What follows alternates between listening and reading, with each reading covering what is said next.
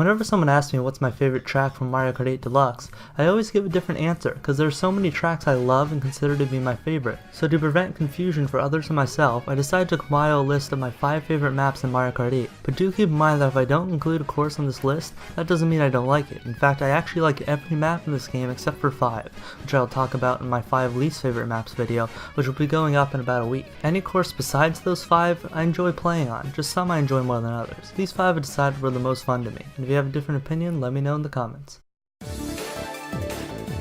Number 5 is the new Rainbow Road.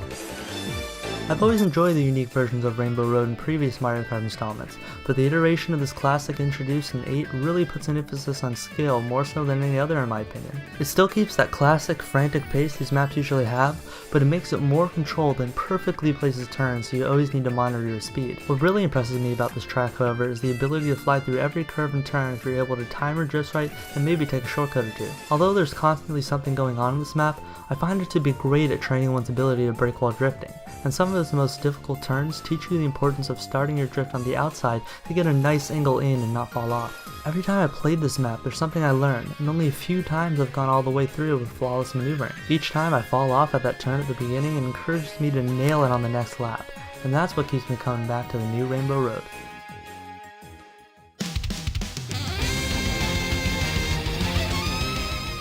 Number 4 is Mute City. 200cc is usually my favorite mode to play on, but in Mute City almost any speed setting can make you feel like you're flying out of control. This map proves that it's impossible to have too many boost pads, and it's extremely fun because of it. It's probably the only track that's more frantic than Rainbow Road, even when on 150cc. I like the way they implement coin sections so you can choose whether to take the speedy route with boost pads or stick to the edge and pick up some coins. It gives a sense of decision making in a map as fast as this. I also love the shortcut at the end, which sends you flying across the finish line. It's a nice addition to a map that already spins you out of control. There's not much more to say other than that. The map is hectic and I love it.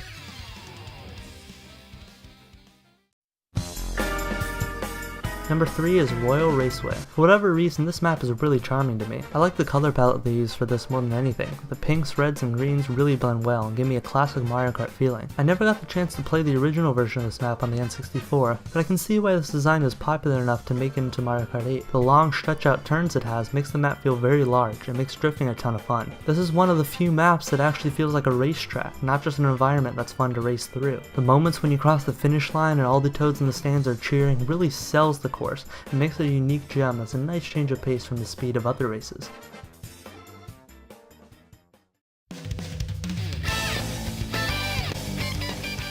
Number 2 is Big Blue.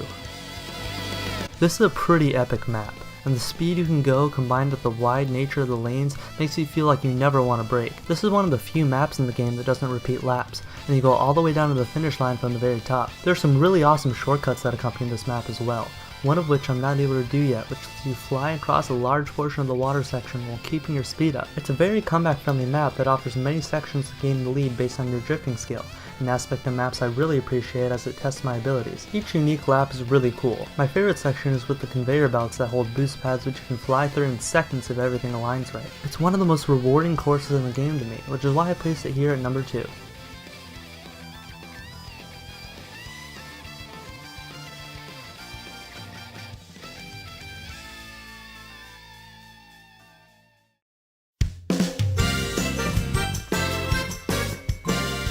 Number 1 is Super Bell Subway.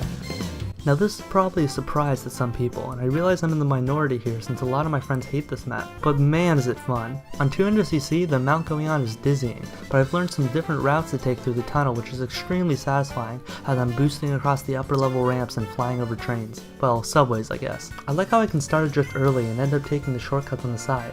And the different ramps that are available open up my options, which for whatever reason is really cool to me. The patch of grass at the end is great for shrooms and normal speeds, but on 200cc it's faster to jump across that patch even without a mushroom. I love this dynamic and it's made for quite a few last second comebacks.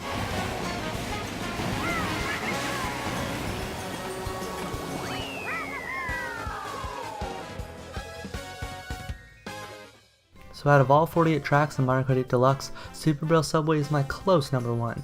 But remember, if you have a different opinion, let me know in the comments. or if you'd like, there's a poll in the top right of your screen right now that you can click and vote which of the maps I mentioned in this video you like more. They don't have to be your favorite, just which do you enjoy more than the others. So that'll do it for this video. In about a week I should be posting my 5 least favorite courses, so watch out for that. I do want to apologize for not posting in about a month.